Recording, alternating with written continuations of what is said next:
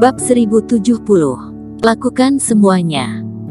Kedua pupet Erikin yang sebelumnya dibawa dari imamku dimaksudkan untuk digunakan dalam keadaan darurat, tetapi tidak disangka jika dia menggunakannya sekarang juga. Bocah Kin, apa maksudmu dengan mengeluarkan pupet? Nenek Melati bertanya dengan bingung. Kedua senior menderita luka di tubuh mereka untuk waktu yang lama, dan metode biasa tidak bisa menghilangkan semua racun, jadi mereka perlu mengandalkan pupet untuk menekannya. Kata Erikin, kau meminta kita melawan pupet untuk membersihkan tulang meridian di tubuh kita, sehingga bisa mengeluarkan racun yang tersisa di dalam tubuh. Pak Bir juga cukup akram dengan masalah ilmu perobatan dan dia memikirkan alasannya sejenak. Bagaimanapun juga kedua pupet ini sangat kuat, tetapi mereka bukan lawan kita. Aku khawatir kita tidak akan bertarung habis-habisan.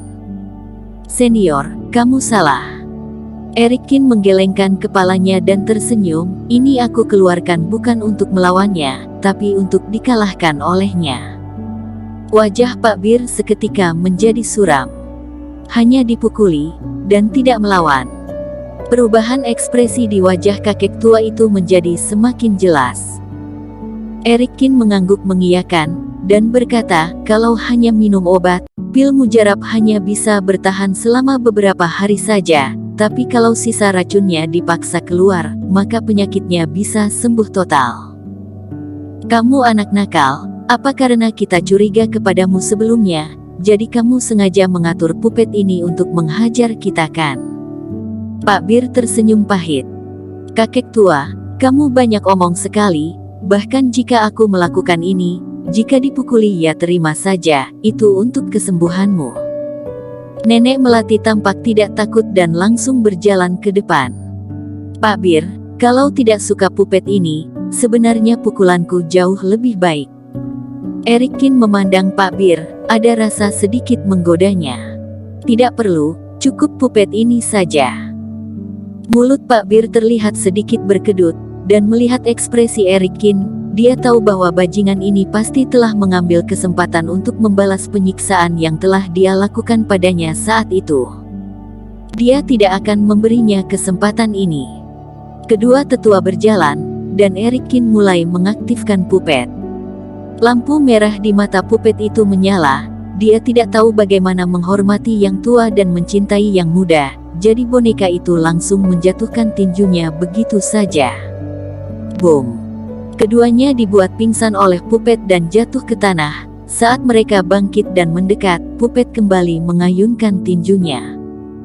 Sore ini, dua buah pupet menyerang mereka, dan mengayunkan ribuan pukulan tanpa kenal lelah. Kedua tetua itu terus-menerus memuntahkan darah. Sejak awal, darahnya masih merah cerah, dan kemudian sejumlah besar darah hitam dimuntahkan setelahnya, dan tercium ada aroma busuk. Sudah cukup, aku sudah merasa lebih baik. Pak Bir jatuh ke tanah, lemas tidak berdaya, bahkan dia tidak memiliki pemikiran untuk bangun. Nenek Melati terlihat tidak dalam kondisi yang lebih baik darinya, dia bersandar di pohon, nafasnya terengah-engah seperti lembu. Namun meski keduanya terlihat lelah, namun mata mereka terlihat sangat cerah. Setelah darah hitam dimuntahkan, mereka merasa beberapa gejala yang sudah lama mengendap di tubuh mereka seketika lenyap.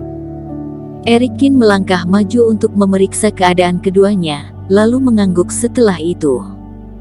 Dia membantu keduanya untuk kembali ke kamar.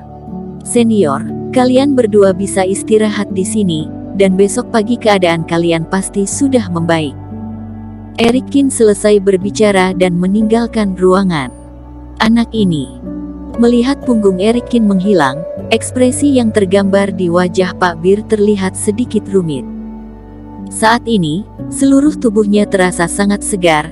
Dia tidak perlu bergantung pada panasnya anggur obat untuk menutupi rasa sakitnya lagi. Tanpa itu pun dia tidak merasakan rasa sakit apapun lagi.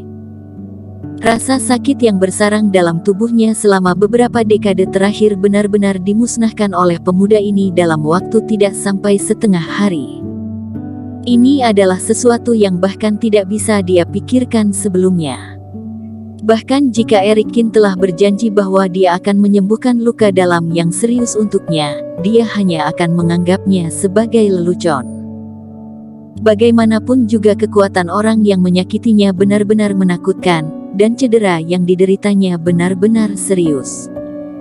Namun siapapun yang menyangka, janji Eric Kin menjadi kenyataan dalam waktu kurang dari setengah tahun. Saat pertama kali bertemu Eric Kin, anak ini masih dikejar-kejar oleh keluarga Feng dan Chao, dia bahkan terluka parah saat itu. Dan sekarang dia bisa membawaku ke gunung belakang sekte Wendao untuk mengacau di sana. Pak Bir sedikit merasakan rasa malu di dalam hatinya, dia menatap nenek melati dan berkata, "Nenek tua, kita sudah tua atau tetap muda seumur hidup, maka akan jauh lebih baik daripada dulu." Anak ini benar-benar luar biasa dan misterius. Nenek melati juga menunjukkan pujiannya, apakah menurutmu dia berasal dari duniaku? Kamu ini, jangan karena kamu menemui orang yang jenius, dan kamu langsung mengira itu dari pihakmu. Aku beritahu, saluran luar angkasa telah dihancurkan oleh Sekte Dua Roh, kamu dan Ye Zun tidak ada kehidupan di alam itu. Pak Bir berkata dengan nada menghina. Cih, belum tentu, meskipun itu bukan dari alam kita, mungkin itu adalah garis keturunan yang ditinggalkan oleh alam kita itu. Nenek melati masih tidak mau kalah. Begitu dia selesai berbicara, ruangan itu menjadi sunyi seketika. Langit sudah redup, bulan cerah tergantung di atas dahan, dan sinar bulan putih keperakan terpancar melewati jendela dan menjatuhkan sinarnya pada dua orang di ruangan itu. Setelah sekian lama, Pak Bir melirik ke arah kamar, kemudian melirik ke nenek melati yang berada di samping tempat tidur. Dia berkata dengan suara aneh, suasananya terasa ada yang tidak benar, kenapa kamu masih berada di kamarku? Nenek melati sempat dibuat terkejut sesaat, dan kemudian wajah tuanya tiba-tiba memerah. Pak Bir tidak menyadarinya sebelumnya, tetapi sekarang dia menyadari bahwa Eric Kin benar-benar memapahnya masuk ke kamar Pak Bir. Bocah ini, apakah dia memperlakukan mereka sebagai suami dan istri, atau apakah dia sengaja melakukannya? Anggap saja aku berpikir jika Eric Kin bocah nakal itulah yang menempatkanku di sini, jika kondisiku tidak lemah, maka aku akan pergi. Lalu kenapa kamu tidak menolak? Pak Bir membuka matanya lebar-lebar dan menutupi dadanya, berkata, kamu wanita tua, kamu memiliki suatu pemikiran tentangku dalam benakmu itu kan? Omong kosong, aku bisa melihat jika kamu adalah babi bodoh yang kotor dan bau. Nenek melati merasa malu sekaligus marah. Lalu mengapa kamu berada di kamarku? Ini adalah bukti kuatnya. Sialan, aku kesal sekali. Aku tidak akan berdebat denganmu. Malam itu sedingin air, dan Eric Kin duduk di puncak gunung di pulau terpencil dengan membina reikinya. Aku merasa sedikit tidak nyaman, aku selalu merasa ada yang tidak beres. Eric Kin membuka kedua matanya dan mengerutkan kening, dia dengan cepat membersihkan pikiran yang mengganggu dan mulai berlatih dengan tenang. Pak Bir, kamu di sini.